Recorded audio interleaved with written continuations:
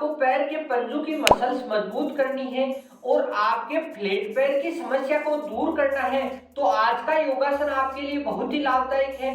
इस योग को रेगुलर और क्रमबद्ध तरीके से आप करते हैं तो आपकी बॉडी का बैलेंस बढ़ता है और आपकी टाइट पिंडलियों की समस्या है वह भी दूर होती है।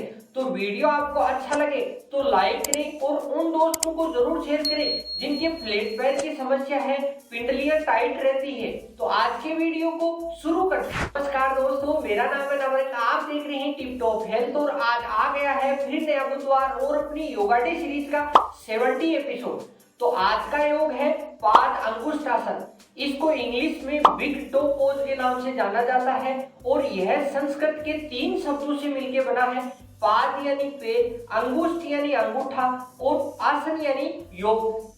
इस योग का जब अपन अभ्यास करते हैं तो अपने पूरे शरीर का भार अपने पैर के अंगूठे पे रहता है। तो यह योग जटिल योगों की श्रेणी में रखा गया है। तो इस योग की सभी जटिलताओं को दूर करने के लिए पूरे योग को स्टेप टू स्टेप देखें और पूरा योग सीखें। तो आज के पाद अंगुष्ठासन को शुरू करते हैं। पाद अंगुष्ठासन योग का अभ्यास करने के लिए इस प्रकार आपको समतल स्थान पे बैठना है। इस योग को आप मॉर्निंग में भी कर सकते हैं, इवनिंग में भी कर सकते हैं, मगर आपका पेट खाली होना चाहिए। और अगर आपका वेट अधिक है तो इस योग का अभ्यास न करें क्योंकि अधिक वेट की वजह से अपने पैर के पंजों में किसी भी प्रकार की लचक आ सकती है।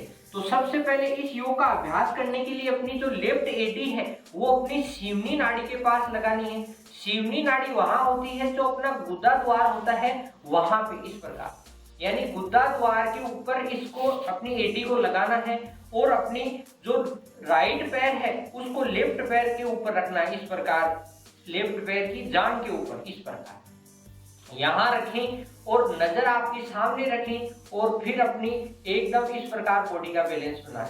यानी इस प्रकार अगर आप बॉडी का बैलेंस बनाते हैं फर्स्ट में, अगर आप बिगनर हैं तो ऐसा अभ्यास आपसे नहीं होगा क्योंकि इस योग का अभ्यास करने के लिए अपने को पैर के पंजों को मजबूत करना है। तो पैर के पंजों को मजबूत करने के लिए आपको 2 अभ्यास बताएंगे तो उनको आप ध्यान से देखें और फिर इस योग का अभ्यास करते हैं तो आपका बहुत अच्छा बैलेंस बनता है।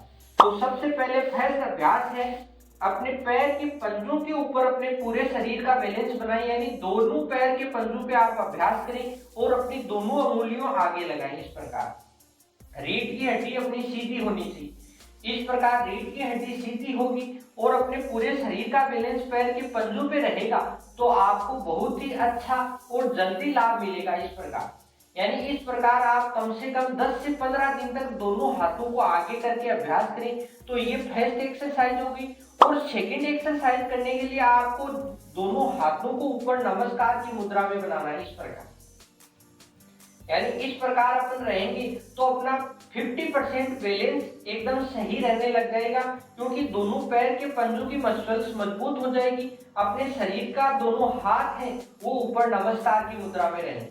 यानी इन दोनों योगों का अभ्यास करने के बाद ही आपको पाद अंगुष्ठासन योग का अभ्यास करना है। तो इस योग का अभ्यास करने के बाद फिर आप इसको दोनों पैरों से करना है। तो दोनों पैरों से अपन जैसे ही करते हैं तो जिनकी टाइट पिंडलियां रहती है वह भी समस्या इससे दूर होती है। यानी रात को सोते समय आप करते हैं तो आपकी जो पिंडलियां टाइट हैं, दिन भर की थकावट है, यानी पिंडलियों में अच्छा प्रेशर आएगा। इस प्रकार इसका अभ्यास करने के बाद फिर आपको उसी प्रकार जैसे अभी अपन ने जो अपना पैर लेफ्ट पे रखा था तो अब अपने को लेफ्ट पैर राइट पे रखेंगे। देखो इस प्रकार अपनी एडी को शिवनी नाड़ी के पास लगाया, नजर आपकी एकदम सामने और इस प्रकार इसी प्रकार आपको जो अपना अब अपनी एडी जो लेफ्ट पैर की एडी है उसको शिवनी नाड़ी पे लगाना है और राइट पैर के पंजे को इस प्रकार अपनी लेफ्ट पैर की जांघ के ऊपर लगना है।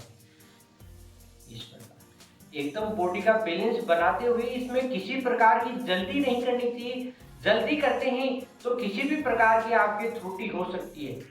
और इस प्रकार आप इस योग का पूरा अभ्यास करें और अभ्यास करके योग बहुत अच्छा है, छोटा योग है और पूरा लाभ उठाना। अंगुष्ठासन योग के अगर लाभ की बात करें तो इस योग का रेगुलर आप अभ्यास करते हैं तो अपने पैर के पंजों की मसल्स मजबूत होती है और जिनके फ्लैट पैर की समस्या है वह दूर होती है। योग का रेगुलर आप अभ्यास करते हैं तो आपकी एकाग्रता बढ़ती है और आपकी बॉडी का बैलेंस बढ़ता है। यानी जिनकी बॉडी में वाइब्रेशन अधिक होता है तो उनके लिए भी इस योगासन में बहुत ही अच्छा लाभ मिलता है। अतंगुष्ठासन योग को रात को सोने से पहले अपन करते हैं तो जिनके टाइट पिंडलियों की समस्या है वह दूर होती है और दिन भर की थकावट में भी आपको बहुत अच्छा आराम मिलता है और फिर आपको सुकून की नींद आती है।